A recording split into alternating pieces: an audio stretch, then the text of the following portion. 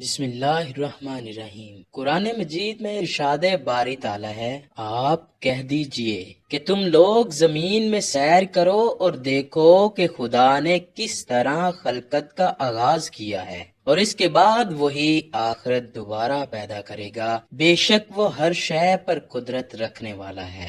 آج کے دور میں اس طرح کی آیات سائنسدانوں کے لیے عمیق اور دقیق معنی بیان کر سکتی ہیں، اور وہ یہ کہ وہ قدیمی موجودات کے آثار جو ڈانچوں کی شکل میں سمندروں کی گہرائیوں اور پہاڑوں کے اندر اور زمین کے مختلف طبقوں میں موجود ہیں، انہیں دیکھ کر اور زمین پر اسرار حیات کے بعض گوشوں کو بیان کر کے خداوند متعال کی عظمت اور کمال تک پہنچ جائیں۔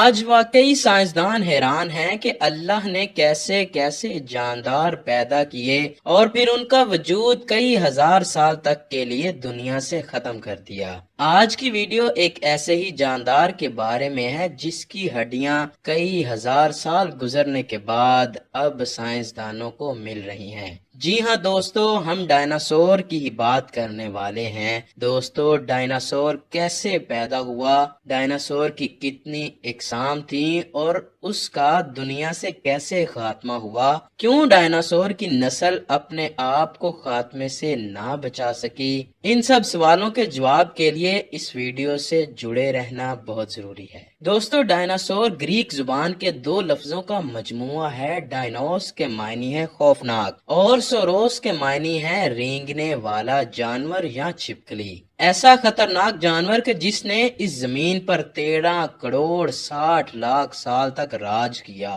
تحقیق کے مطابق آج سے 23 کروڑ سال پہلے ڈائناسور زمین پر ظاہر ہوئے۔ 1842 میں سب سے پہلے ڈائناسور کی ہڈیاں دریافت ہوئیں جسے میگنوسور کا نام دیا گیا۔ یہ بہت بڑی جسامت کا تھا اور گوشت خور تھا۔ 1842 میں ڈاکٹر رچرڈ وان نے 3 مختلف قسم کی ہڈیوں پر تحقیق کی، جن میں میگنوسور، لنگواڈار جو کہ ڈائناسور کی ہی ایک چھوٹی نسل ہے، اور ہائلوسور جس کے جسم پر کانٹے ہوتے تھے۔ یہ 3 ایسے جانور تھے جو اپنے وقت میں زمین پہ سب سے بڑے جانور تھے۔ ڈائناسور کے فوسلز پوری دنیا کے مختلف حصوں سے ملے اور سائنسدانوں نے ان کی مختلف اقسام پر اپنی تحقیق جاری رکھی تاکہ ان مخلوقات کے بارے میں زیادہ سے زیادہ جان سکیں۔ سائنسدانوں نے ڈائناسورز کے مختلف گروپوں کو 2 حصوں میں تقسیم کیا، جس میں اورنیتھیسیا جو کہ اڑنے والے ڈائناسورز ہیں اور سوریشیا جو کہ رینگنے والے ڈائناسور شامل ہیں۔ جسامت کے حساب سے زمین پر رہنے والے سب سے بڑے ڈائناسور کی لمبائی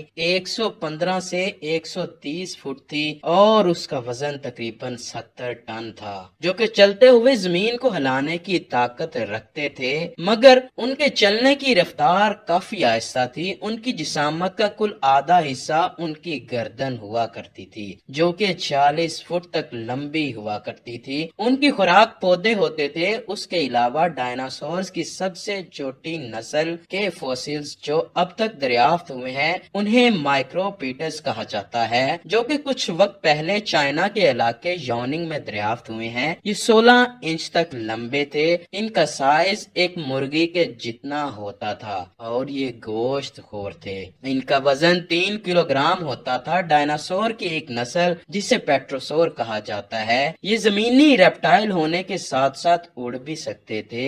یہ اپنے پر 10 سے 11 میٹر تک پھیلا سکتے تھے۔ ڈائناسور کی اس نسل کی خوراک رینگنے والے جانور اور مچھلیاں ہوا کرتی تھیں۔ اس نسل نے اپنے تیز ترین دانتوں، لمبی دم اور بڑی جسامت سے آسمان پر راج کیا۔ اس طرح ڈائناسور کی ایک نسل سمندر میں بھی مگرمچھوں کی طرح دریافت ہوئی۔ یہ سائز میں اتنے بڑے تھے کہ یہ اپنے کئی گنا بڑے ڈائناسور کا شکار کر کے اپنی بھوک مٹاتے تھے۔ ان کی لمبائی 8 سے 9 میٹر ہوا کرتی تھی، وزن 8 ٹن ہوتا تھا۔ اب تک دنیا میں 350 قسم کے ڈائناسورز دریافت ہو چکے ہیں۔ دوستو، یہاں آپ کو मजे की बात बताते चलें कि पाकिस्तान भी उन मुल्कों में शामिल हो गया है जहां डायनासोर्स पाए जाते थे। जी हां दोस्तों, पाकिस्तान के सूबा बलोचिस्तान से डायनासोर के मुख्तलिफ ढांचे मिले हैं जिन पर तहकीक जारी है। अब सवाल ये पैदा होता है कि आखिर डायनासोर्स का खात्मा इस दुनिया से कैसे हुआ। डायनासोर के नापैद होने की वजूहात के बारे में बहुत सारे नजरियात मौजूद हैं, जैसे कि इंतखाब का नजरिया, जीनियाती